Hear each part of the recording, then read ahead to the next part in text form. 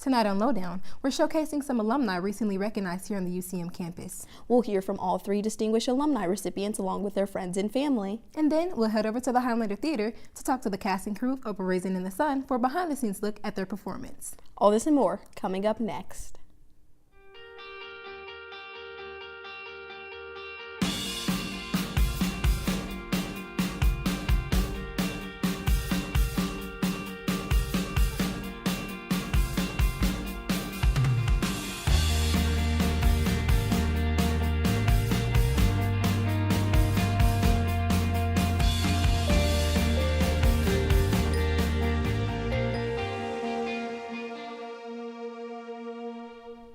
Hello, and welcome to Lowdown, a show by the students of the University of Central Missouri in Warrensburg. I'm Brianna Blocker. And I'm Ranjanae Hill. Thanks for joining us this evening as we continue to delve into all the cool things happening here at UCM. Speaking of, Central Missouri held its Distinguished Alumni Ceremony a few weeks back and awarded 3 new distinguished alums with the honor. Our first alumni is Adrian Andrews, a special agent with the U.S. Secret Service. Let's take a look.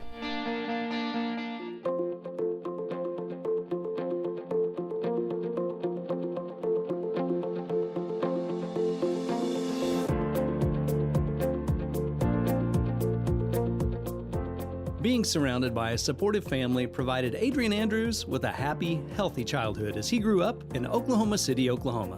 One of 4 siblings, Andrews could always look to his parents to see examples of personal integrity and professional success. My mom and dad are fortunately both still alive, and they're both doing great. They were role models for me. Great, great people. My father was a Vietnam vet. My mother has the distinction of being the first black female warden of a men's institution, prison. I still call her the warden all the time. While some don't find their calling until adulthood, at age 13, Adrian knew he wanted to serve in the Secret Service. Well, my mother tells me that when I was a young man, when we played cops and robbers in the backyard, and all of my cousins would be over, and we'd all participate in the games, I always had to be the cop. By high school, football had become his favorite game.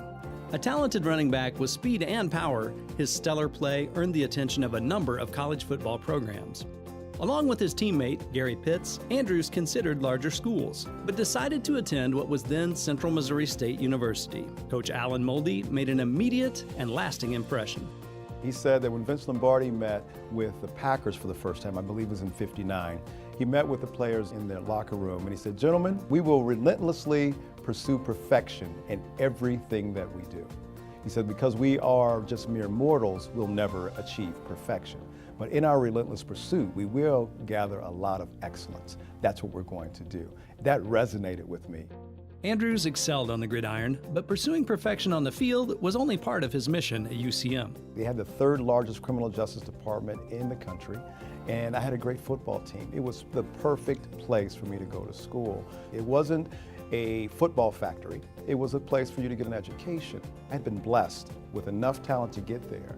I wanted to make sure I took every advantage of every situation to make sure that I could get a good job when I left that place, and fortunately I did. When it came to academics, he fondly recalls an inspirational criminal justice professor, Harriet Frazier. What I liked about her most is her enthusiasm, and she mentioned a quote from Ralph Waldo Emerson that nothing great was ever created without enthusiasm. That's another one that stuck with me, because if you love it and you're passionate about it, and I loved everything about criminal justice, I wanted to do the best I possibly could. So she pushed me. She made sure that we were always prepared. Andrews began his Secret Service career in 1989. And while most Americans associate Secret Service agents with their mission of protecting the President of the United States, the agency actually came into existence in 1865 to combat counterfeiting and other financial crimes against the federal government. Assigned to Detroit, he soon had an opportunity to work an undercover assignment. We were doing an investigation of a gentleman who was printing his own counterfeit money. And the meat place was in the basement of his home, and the closest house or the closest agents that were to me on my team were literally a couple of miles away. This guy talked about how he had killed another guy who ratted him out or who told the police about things. And I'm wearing a wire talking to this guy in a basement for 3 hours. We later arrested this guy, and I let him know that yes, I am a police officer, and we tried to bring charges on him on the murder weapon, on the murder rap that he said that he did, but we found out that he didn't do it. He was just talking. Regardless of their party affiliation or leadership style, Andrews says each president he's protected shares some common traits. I tell everyone, they love this country. Now, they may have different ideas on what will make the country better or how they can serve the country, but no, all of them love the country, and they're good people. They get our full support, 100%. In addition to launching his career in Detroit, Andrews' personal life was forever changed when he met a medical student named Andrea. Both were volunteering, tutoring at-risk children. Today, Dr. Andrea Andrews is an emergency room physician. Their daughter Logan is pursuing a college degree at UCLA. Her goal? To discover a cure for Alzheimer's. Andrews says the demands of a Secret Service career present challenges, and his family thrives thanks in large part to his wife. She is that strong, supportive spouse that I talk about who can handle things when I'm not there, because I missed a lot of time and I owe her a lot. And she's brilliant. And then my baby girl, she's 19, she's a freshman she's going to be a sophomore at UCLA. She really is amazing. I tell them, you guys are superheroes. I'm just glad you let me live here and drive you around and those kind of things. Andrews has served as leader of the counter-assault team for President Clinton's protection detail. He's also protected foreign leaders serving in countries across the globe. Despite this worldwide service record, Andrews has a Missouri connection with Bill Noonan, special agent in charge of the Dallas field office. Noonan, a Truman State graduate, has known and worked with Andrews for more than 2 decades. Adrian is in a leadership role there in the Dallas field office where he has oversight of our investigative mission. He controls all our counterfeit investigations, controls all our fraud investigations, and oversees our task force here that are working together in a collaborative environment to try to defeat criminals involved in fraud in our community. Being a federal agency, we're more concerned also about frauds that affect the nation and actually even outside the borders of our nation, global type frauds. Rob Caltabiano's service with Andrews dates back to the presidency of George H.W. Bush. Caltabiano says he's always admired his friend's positive attitude and dedication. You'd see Adrian with his gear on, his guns, but always with a smile. And the best thing that I can always describe with Adrian again is that smile no matter what it is. Here we are, Adrian and I finally getting to work with each other every day, and it's been a blessing. I've had a career that has been wonderful. It has been everything that I thought it would be, but so much more. Adrian, congratulations on the Distinguished Alumni Award. It's well deserved. Hope you're having a good evening tonight with all your colleagues, your friends, your family. Again, nice job, and we'll see you back when you get back here to Dallas. Adrian, I want to congratulate you on becoming a distinguished alumni. After almost 27 years together, you and I, working with presidents and vice presidents and kings and queens, I am more honored to sit here and to say to you, congratulations, to a person that's full of integrity and of life. Wishing you all the best, God bless you, and I'll see you soon. Now, we'll sit with Rick Mushkin, a retired commanding general from the U.S. Army's Human Resources Command in Fort Knox, Kentucky.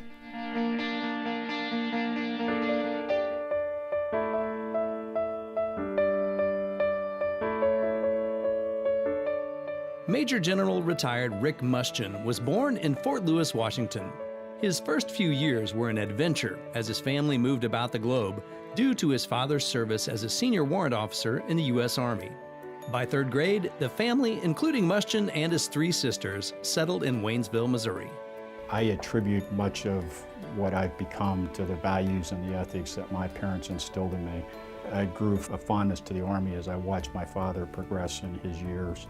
I met my bride when I was a sophomore in high school. Her father was also a retired officer in the United States Army. The future Mrs. Mushkin graduated from high school and enrolled in college at the University of Central Missouri. Rick's first year of school was at Fort Leonard Wood. Rick's parents weren't sure about him going off to college. They wanted to make sure that he would be a good student and get good grades, and so they made him stay at home. And he got a 4.0. And so his mom decided, okay, you can go to school. And of course, he followed me.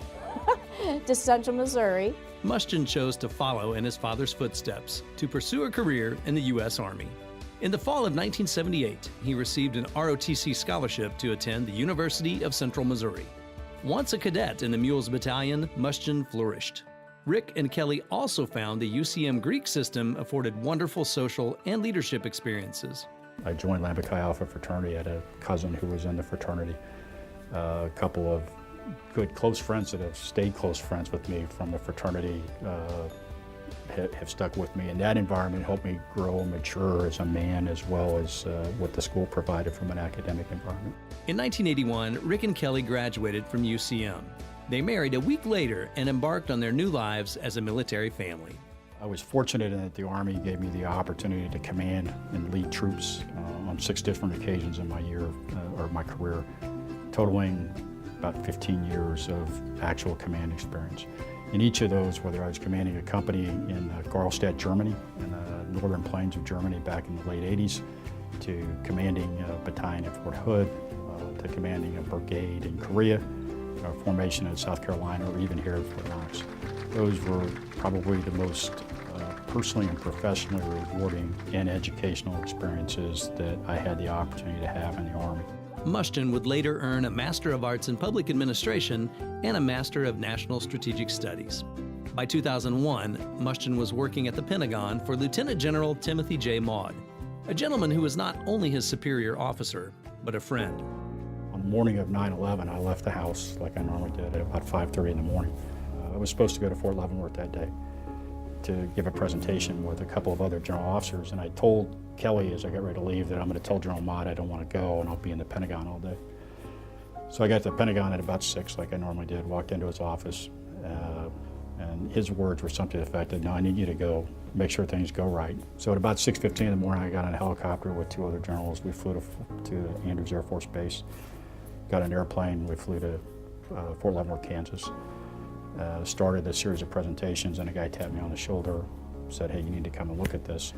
Where the airplane had hit the building was exactly where our offices were. The terrorist attack resulted in the loss of 31 members of Mushton's unit. His colleague, friend, and commanding officer, Lieutenant General Timothy J. Maude, was the highest-ranking U.S. Army officer killed in an attack since World War II. 15 years later, feelings of grief, loss, anger, and relief are still vivid. Thankfully, Rick was at the meeting at Fort Leavenworth and he was okay. Lieutenant General Maude and many of the people that worked for Rick perished that day. I would not be here today if General Maude had told me, no, I need you to stay. To this day, I'm thankful that he caused that to happen. Part of me, but I carry with me that there's at least 5 people who worked for me that were where they were because I made them be there, and or asked them to be there, I should say, and that caused them to perish on 9/11. General Mushton's exemplary career earned a host of awards, medals, and commendations. He's also garnered the respect and admiration of those serving in his command. General Mushton was a leader you could come to with not so good news or bad news sometimes, and he always took it in stride and just said, okay, I got it. This is what we need to do to fix it. When you are in the stressful environments, like what we are in with deployments and everything else, if you can't take a minute to laugh, you're not going to make it. And he was wonderful about that. Recently retired from his position as Commanding General of the U.S. Army Human Resources Command in Fort Knox, Kentucky, General Mushton now has more time to enjoy his other important roles. In addition to being an awesome dad, he now has the opportunity to be the best papa ever. So we have Bailey, who is 3.5, and Bowen, who is 7 months, and that's Lindsay and our son-in-law Ashby that has our grandkids. And we FaceTime with them and visit with them as much as we can, and they just love their papa. Outside of the office, as much as he was an Army professional, he was also a great father and husband, and there was no doubt in his life that his priority was with his family first and then his service with the Army. Hey sir, just wanted to congratulate you on your selection for being a distinguished alumni from University of Central Missouri. It was a fantastic year working for you. Sorry that it wasn't longer. Truly a well-deserved honor. Go Mules. Kelly and Rick, I know this is your very special evening, and you are both most deserving of this recognition. And Sandy and I want to make sure and tell you congratulations on your selection. Thank you. You are very deserving of this, and I just want to say congratulations. I also want to say thank you for beating me up throughout the years and for mentoring me and taking great care of me, and wish you continued success, sir. Thank you very much. Hey Mushton, congratulations on your selection as a distinguished alum with the University of Central Missouri, our alma mater. But you know, it will always be CMSU for us, and we love you so much. Our family is so proud of you. So way to go, Major General Mushton, and go Mules. For our final distinguished alumni, we have Dan Powers, a man who has succeeded in 3 different career paths: education, real estate, and finance.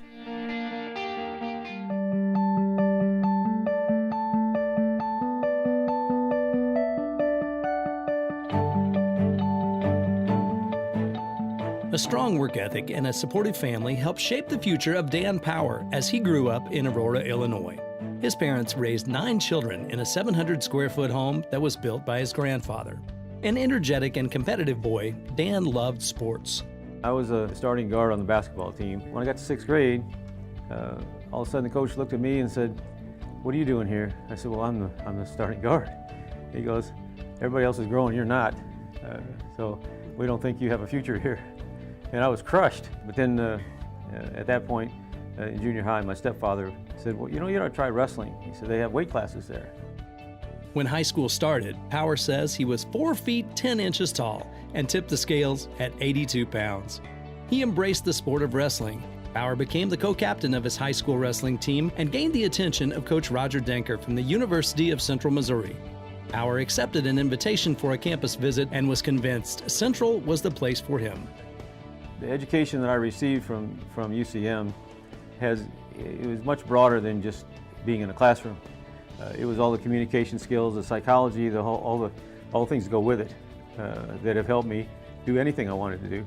College is the perfect time to connect with a mentor. For Dan Power, that mentor was Coach Roger Denker, a man whose imprint remains on the Mules wrestling program to this day. Coach Denker was more than a coach. He was just a father figure to a whole bunch of us. He had a unique way of running things.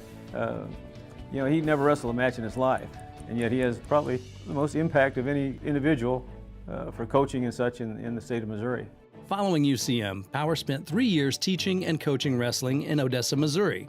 He loved it, but his earning potential was limited, and he yearned for something more. Power became a real estate agent, earning Rookie of the Year for the Kansas City market. I could finally afford to get married. I asked my wife, Shirley, to marry me, which, by the way, I've wrestled for, 16, 17 years. Never made a better move in my life. Another great move happened in 1981 when Power was urged by UCM's Terry Wolf to be interviewed by Edward Jones. Following training, he was offered an opportunity to open his own branch in Hutchinson, Kansas. Knowing 2 prior individuals had failed in that location, Power accepted the opportunity and never looked back. 7 years later, Edward Jones in Hutchinson was number 2 in the country, and Power became the regional leader for the western half of Kansas. It was a tremendous opportunity, built my leadership skills tremendously, and then that evolved into a general partnership with a multinational financial services firm. Who would have guessed it? From coaching kids' wrestling teams to volunteering for civic organizations, service to others is an integral part of the Power family's tradition. So one of them was Optimist Club, and the Optimist Club here in Hutchinson worked with kids for 20-some years. As far as some of the other things, I've served on a tech board. TECH is an acronym for Training and Evaluation Center of Hutchinson. And what they do is help people with physical and mental disabilities from cradle to grave. I've also enjoyed zoos all my life, so I served on the board of directors of the zoo. And I just believe that it's important to make a difference when you can. Marcy Kaufman, Director of Membership for the Hutchinson-Reno County Chamber of Commerce, says Power's contributions are far-reaching. Dan Power has been an amazing member of our community. I know Dan originally as a chamber ambassador. I would say Dan is a crowd favorite. Many people know him, love him. You know, everybody just thinks he's the best. His volunteer work at an area zoo actually brought a new member to the Power family. Dan and Shirley welcomed a homeless bison calf to their ranch. A decade later, Norman is a fixture in Dan and Shirley's pasture. Power also found a wonderful way to employ his financial expertise by joining the UCM Foundation in 2003. He quickly advanced into a leadership role and served as president of the foundation for 3 years. Dan and Shirley are the parents of 2 adult children, Sheena and Dane. Whether it's checking in with Dane at his Hutchinson office or feeding the wildlife at a local lake with Sheena, Zara, and Milo, these active grandparents enjoy every minute. Today, Dan Power remains driven. Facing and conquering adversity is all in a day's work. Several years ago, an unexpected adversary entered Dan's life. Silently and without warning, Parkinson's disease has become a daily opponent. While this condition has literally and figuratively shaken Dan, Shirley, and their family, their lifelong devotion to fitness, nutrition, family, and faith are keeping him strong. A tremor may shake his hands or cause an occasional quiver in his voice, but Parkinson's will never shake his resolve. Dan is solid. When he says he'll do something, it gets done. When he makes a promise, it's good. He looks strong on the outside, but his strength on the inside is immeasurable. He will hang in there when it's tough, when it seems impossible. He's a man of prayer and a man of deep faith and trust. Power's support of his alma mater remains strong. Dan and Shirley created a scholarship in honor of her mother. Over the years, he's recruited wrestlers to the program. He and fellow alums mounted an effort to financially support the wrestling team at UCM. Power and former teammate Gary Irvin led the way in creating a scholarship in the name of their coach, mentor, and friend, Roger Denker. Power says the fund is growing and has reached 6 figures. From childhood to UCM to today, Dan Power continues to strive for personal excellence while serving and making a positive difference for others. Dan, on behalf of everyone at the Chamber, we congratulate you on this award for the Distinguished Alumni for Service. You so deserve it, and we are so happy for you. Well, Dan, I congratulate you. This is probably one of the greatest honors I could ever imagine a person receiving when I consider how many graduates there are, and to fathom that you are one of the distinguished alums is really, really an honor, and I can't think of anyone more deserving. I really congratulate you on this, and I am honored and proud to be Mrs. Distinguished Alumni to Dan Power. Now let's go behind the curtain and give you an inside look at UCM's theater production, A Raisin in the Sun. UCM Theater Department is known for doing a wide variety of different shows throughout the course of the year. A Raisin in the Sun continues the trend of the department giving its students the opportunity to showcase their talents. Director Dr. Julie Mullenkamp gives us some more information on the show. A Raisin in the Sun is an American classic. It's a beautiful play. It broke through a lot of barriers. It was the first African-American female playwright produced on Broadway, the first African-American produced on Broadway at all, directed by the first African-American director on Broadway in 1959, which was a crucial point in American history and the civil rights movement. It was a total changing point, and it's a beautiful play. Throughout the play, many of the characters experience different things. Daniel Patterson, one of the lead roles, gives us an insight into his character. My role is Walter Lee Younger. I'm playing the son of Lena Younger. Well, essentially, my character, he's the son of Lena Younger, like I said earlier, and his father passed away, and so they received this insurance money, and everyone in the family has their own separate dream that they want to accomplish in life, something that they want to achieve, and the way to do that is to use this money to, in a way, conquer that dream. So my character, he has a dream, and he's very upfront about it. He's very blunt about it, and he feels as if his dream can better everyone else's dreams. So he pushes the issue and pushes the issue, but no one in his family understands where he's coming from. So essentially, he's becoming angrier and bitter and resenting them, and he has a lot of hate built up. Putting on a show like this requires a lot of preparation. Molenkamp gives us an inside look of what a typical rehearsal is like. Well, it depends on what week you're there. We spent some time what we call doing table work, and so we literally were digging into the script, examining character motivations, what was the overarching important moments in scenes, what are parts of the story that we really want to highlight and make sure are very clear to our audience. So we spent a good week doing that.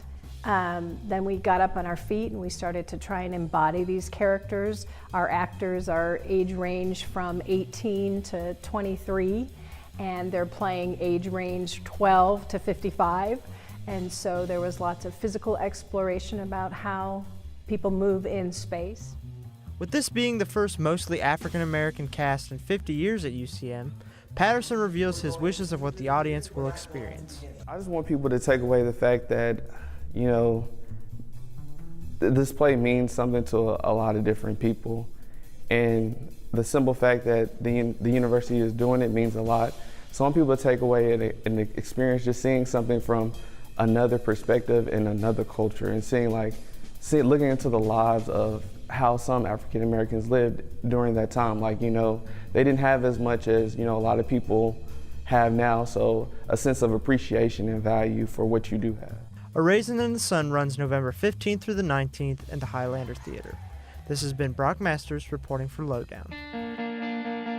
Unfortunately, that's all the time that we have. But don't fear, the show in its entirety and each individual segment can be found on our KMOS TV YouTube page. Thanks for joining us this evening. I'm Ron Janae Hill. And I'm Brianna Blocker. Good night.